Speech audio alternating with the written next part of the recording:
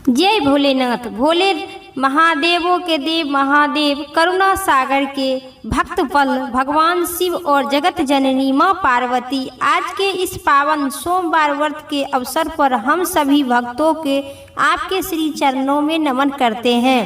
हे प्रभु, हम सबके मन के सारे दुख कष्ट और बाधाओं को दूर कीजिए। हम सबके जीवन में सुख शांति और समृद्धि का प्रकाश भर दीजिए। जो भी भक्त सच्चे मन और श्रद्धा से आज की यह पावन कथा सुन रहे हैं, उनके माँ भगवती और बाबा भोले सभी मनोकामना पूर्ण करेंगे। उनकी हर मनोकामना पूर्ण करेंगे। उनके जीवन में नई आशा और नई शुरुआत का संचार करेंगे। प्रिय भक्तजनों, आज की यह पावन सोमवार व्रत कथा केवल एक कथा नहीं, यह आपके जीवन में नई उम्मीद की किरण बनकर आई है। अगर आप कथा को पूर्ण श्रद्धा, विश्वास और भक्ति भाव से सुनेंगे तो भगवान शिव की कृपा पर आवश्यक ही बरसेगी और हो सकता है कि आज के यह दिन आपके जीवन में बहुत ही खुशखबरी लेकर आई है। कोई बात अब तक अधूरी मनोकामना हुई है तो पूर्ण हो जाएगी। फिर आपके जीवन में संपूर्ण सभी प्रकार के सुख शांति और समृद्धि, सभी प्रकार के समस्याओं परेशानी हमेशा के लिए दूर हो जाएगी। तो प्रिय भक्तजनों, आज पुण्य विश्वास और भक्ति के साथ इस कथा को सुनते हैं और महादेव को प्रार्थना करते हैं कि वे अपने आशीर्वाद हम सबके जीवन को मंगल बना दे। प्रेम से कहिए माता पार्वती भोले बाबा की जय। आज के इस वीडियो में संपूर्ण सोमवार व्रत कथा, शिव चालीसा पाठ और आरती। एक बार माता पार्वती के पसीने की बूंद मंदरा पर्वत पर गिर गई और उससे बेल का वृक्ष निकल आया। चूंकि माता पार्वती ने पसीने से बेल के वृक्ष का उत्पन्न हुआ, अतः इनमें माता पार्वती सभी रूप में बसते हैं। वे बेल की जड़ में गिरजा के स्वरूप में वास करते हैं। उनके तानों में महेश्वरी के स्वरूप और शाखाओं में दक्षिणेश्वरी और पतियों में पार्वती के रूप में रहती है। फलों में कात्यायनी स्वरूपा, फूलों में गौरी स्वरूपा निवास करती है। इस सभी रूपों के अलावा माँ लक्ष्मी के रूप समस्त वृक्ष में निवास करते हैं।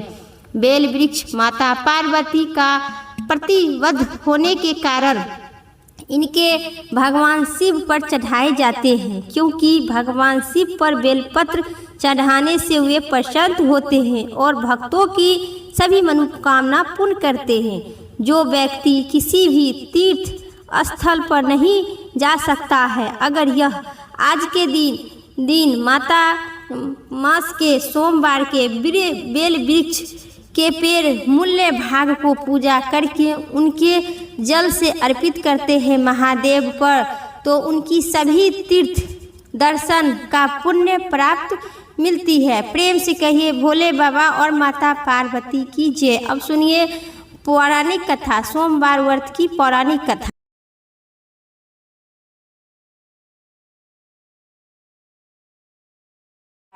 एक बार किसी नगर में एक साहूकार रहा करते थे।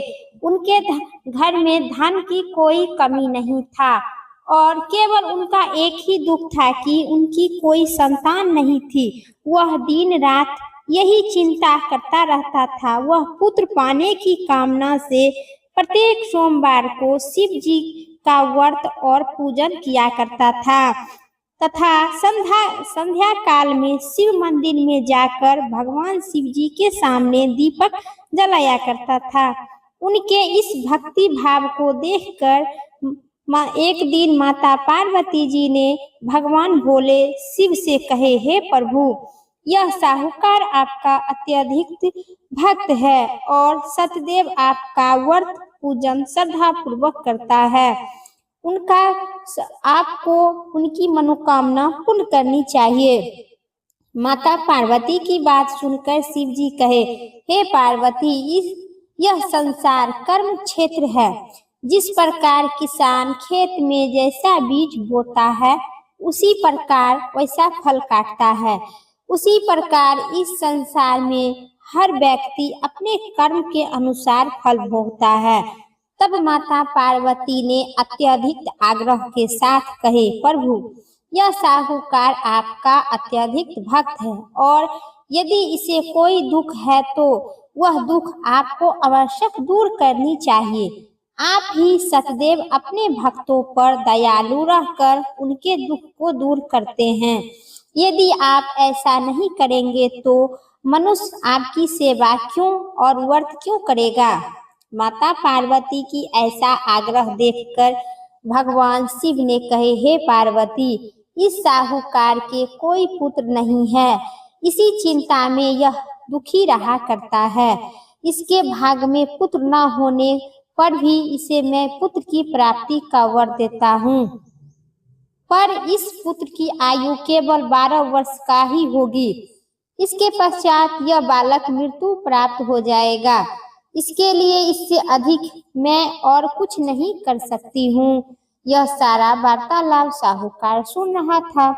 इससे न उसे तक कोई प्रसन्नता हुई और न कोई दुख हुआ। वह केवल की तरह भगवान शिव का व्रत और पूजा करता रहा। कुछ समय बीतने पर साहूकार की स्त्री गर्भवती हुई और 10वें माह में एक अत्यधिक सुंदर पुत्र प्राप्त हुआ। साहूकार के घर में बहुत खुशियां मनाई गई। साहूकार ने निर्धन तथा ब्राह्मणों को अन्न, वस्त्र और धन इत्यादि देकर दान दिए। उनके किसी को भी पुत्र की आयु का भेद नहीं बताए। जब वह बालक 11 वर्ष का पूरा हो गया तो उस बालक की माता ने साहूकार से बालक के विवाह का अधिक आग्रह किए, लेकिन साहूकार ने कहे कि अभी मैं इसका विवाह नहीं करूंगी, इसे पढ़ने के लिए काशीपुर भेजूंगी। फिर साहूकार ने अपने साले अथवा बालक के मामा को बुलाकर और उसे बहुत सा धन देकर कहे, तुम इस बालक को पढ़ने के लिए काशीपुर ले जाओ और रास्ते में जिस स्थान पर रुको वहां यज्ञ तथा ब्राह्मणों को भोजन करवाने के बाद आगे जाना। वे दोनों मामा भंजे यज्ञ करते और ब्राह्मणों को भोजन करवाते हुए जा रहे थे। रास्ते में प्रतापनगर शहर पड़ा। उस शहर में राजा की पुत्री का विवाह था, इसीलिए उस शहर का अच्छी तरह से सजाया गया था। दूसरे राजा का लड़का जो राजकुमारी से विवाह के लिए बारात लेकर आया था, वह एक आंख से कन्हा था। उनका पिता इस बात पर बहुत ही चिंतित थी कि कहीं वर को देखकर कन्या के माता पिता विवाह से इनकार न कर दे। इसीलिए साहूकार के अति सुंदर बेटे को देखकर उसने मन में विचार किए कि क्यों न दरवाजे के सामने इस लड़के को वर बना ले जाए। ऐसा विचार करके वर के पिता ने उस लड़के और उनके मामे के बातचीत किए कि वे तो दोनों तैयार हो गए। फिर उस लड़के को दूल्हे को कपड़ा पहनाकर तथा घोड़ी पर चढ़ाकर दरवाजे पर ले जाया गया और सारा कार्यक्रम समाप्त पूरी हो गया। फिर वर के पिता ने सोचा कि विवाह कार्य भी इसी लड़के से करा दिया जाए, तो सोचकर उसने लड़के और उनके मामा से कहे, यदि आप फेरे और कन्यादान के काम को भी पूरा करा दे तो आपकी बड़ी ही कृपा होगी। उन्होंने स्वीकार कर लिए और विवाह कार्य भी अच्छी तरह से संपन्न हो गया।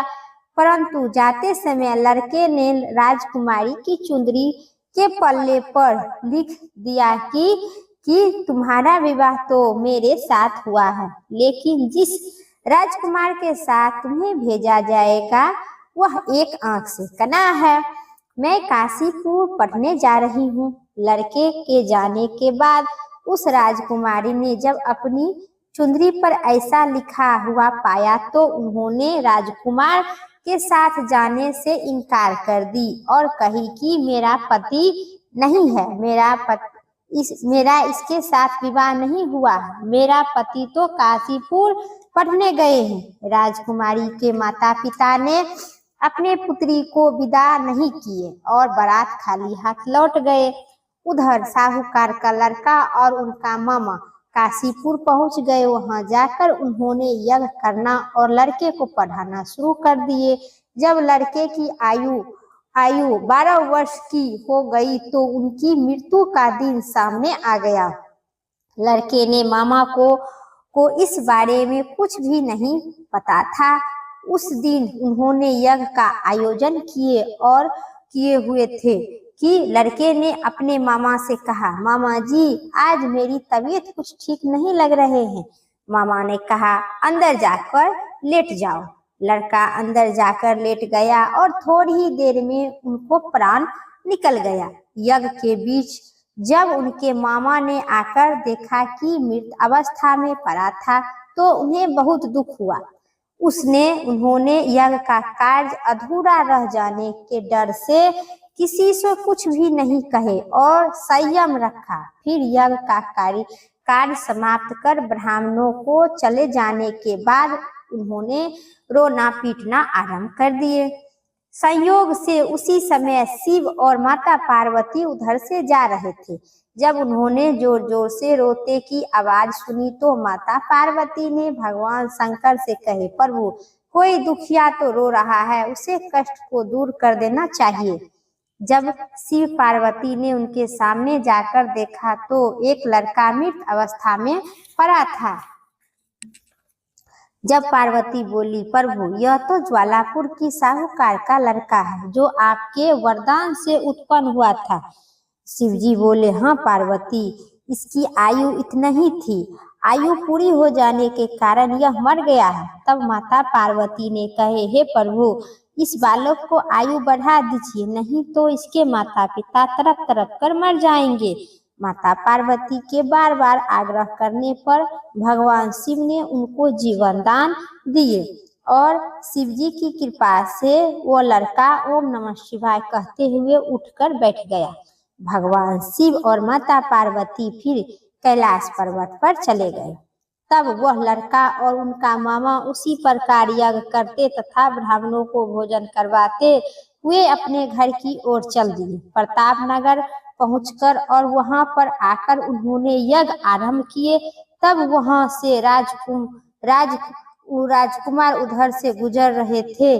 उस लड़के को तुरंत ही पहचान लिया और अपने महल में ले जाकर उन्हें दोनों को बहुत आदर सत्कार किए। साथ ही बहुत सा धन दौलत आभूषण वस्त्र देकर उसे राजकुमारी के साथ विदा किए।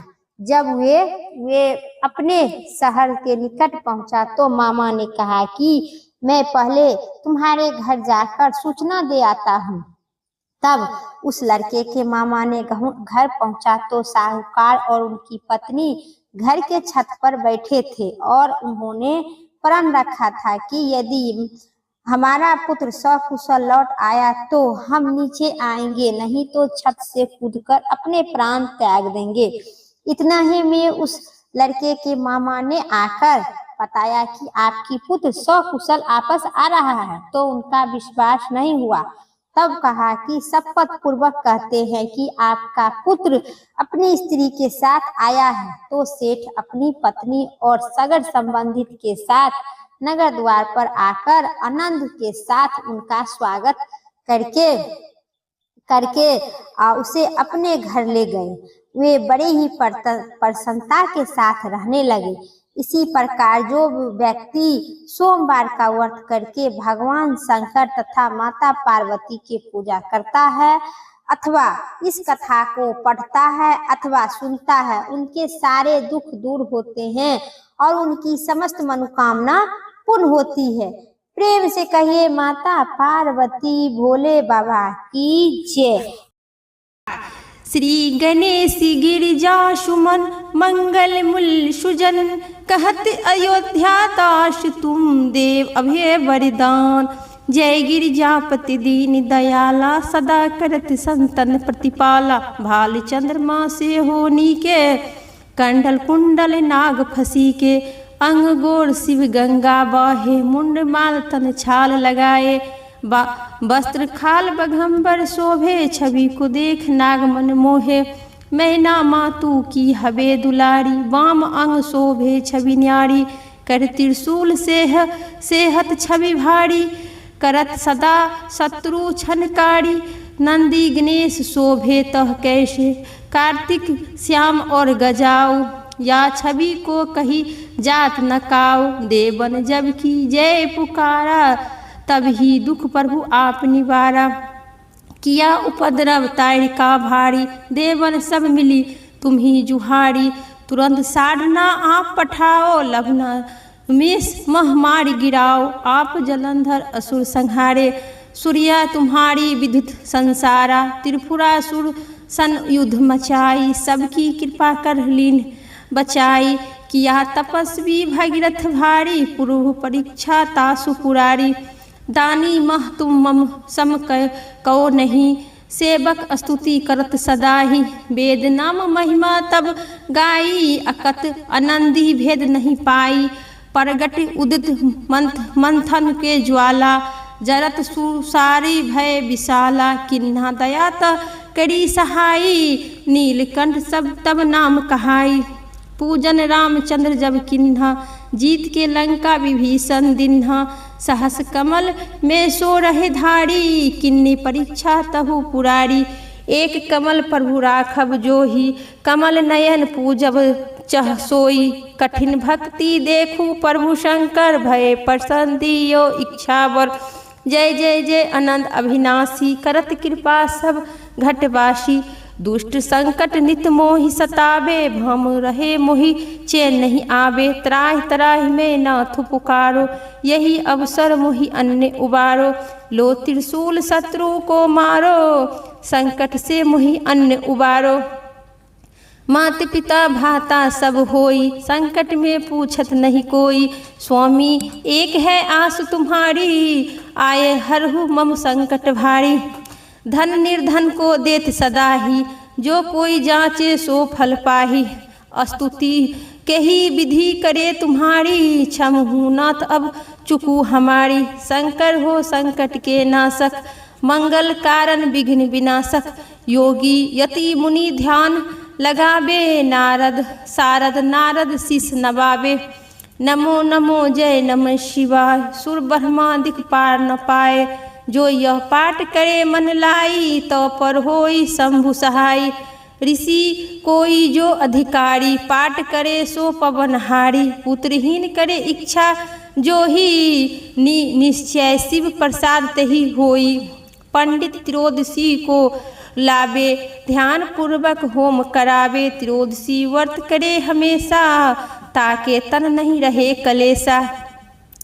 धूप दीप नवेद चढ़ावे, शंकर सन्मुख पाठ सुनावे, जन्म जन्म के पाप नसावे, अंत धर्म शिवपुर में पावे, कहते अयोध्या आस तुम्हारी, जानी शंकर सकल दुख हरहु हमारी, जानी सकल दुख हरहु हमारी, नित्य नेम कर प्रातः पाठ करो चालीसा, तुम मेरी मनोकामना पुण्य करो जगदीश, तुम पुण्य करो जगदीश, मगर सन छठी हेमंत ऋषु, संवद 64 जन,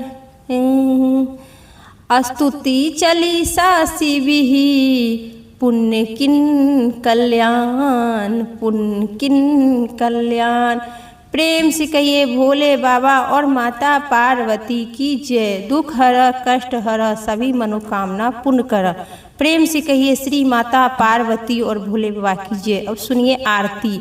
ओम जय शिवी ओमकारा, स्वामी जय शिवी ओमकारा, ब्रह्मा विष्णु सदाशिव अर्धांगी धारा, जय शिवी ओमकारा, एकानंदी चतुरानंदी पंचानंदी राधे, हंसासन गरुरासन विषवाहिनी छाजे। ओम जय शिवी ओमकारा, दो भुजी चारि चतुर्भुजी, दस भुजी अति शोभे, त्रिभुवन रूपिणी रखता त्रिभुवन जन मोहे। ओम जय शिव ओमकारा अक्षिमाला वर्णमाला मुंडमाला धारी त्रिपुरारी संकारी करिमाला धारी। जय शिव ओमकारा श्वेतांबरी पीतांबरी बाघांबरी अंगे हो बाबा बाघांबरी अंगे सैनिकादिक गरुरादिक भूतादिक संगे। जय शिव ओमकारा पार्वती धारा करके मध्य कमंड चक्री त्रिशूल धारी जग करता जग घरता जग हष्टकारी। ओम जय शिव ओमकारा ब्रह्मा विष्णु सदा शिव जानति अभिवेका हो बाबा जानति अभिवेका। पर्णाक्षर में मध्य ये तीनों एका। ओम जय शिव ओमकारा पार्वत शोभे पार्वती शंकर कैलासा भांग धतूरा के भोजन भस्म में बासा। ओम जय शिव ओमकारा जटा में गंगा बहत है गले मुंड माला हो बाबा गले मुंड माला शेष नाग लिपटत है ओढ़त मृग छाला। ओम जय शिव ओमकारा पार्वती धारा। ओम जय शिव ओमकारा काशी में विराज विश्वनाथ नंदी नीति उठ दर्शन पर्वत महिमा अति भारी। ओम जय शिव ओमकारा हो बाबा पार्वती धारा त्रिभुवन स्वामी जी की आरती जो कोई नरी गावे हो बाबा भक्त सहित गावे। कहते शिवानंद स्वामी कहते भजानंद स्वामी मनुमांछित फल पावे। ओम जय शिव ओमकारा स्वामी। ओम जय शिव ओमकारा प्रेम से कहिए हर हर महादेव भोले बाबा की जय। आज की सोमवार व्रत की संपूर्ण कथा समाप्त हुई। उम्मीद करते हैं आप सभी को इस कथा पसंद आई। एक लाइक करके और कमेंट बॉक्स में हर हर महादेव जरूर लिखें, ओम नमः शिवाय जरूर लिखें। और चैनल पर नए हैं तो सब्सक्राइब करके बेल आइकन प्रेस करें जिससे कि मेरी वीडियो के नोटिफिकेशन सबसे पहले आप सभी तक पहुंचेगी। फिर अगली वीडियो लेके आते हैं, तब तक के लिए आप सभी स्वस्थ रहिए मस्त रहिए। हर हर महादेव जय भोलेनाथ।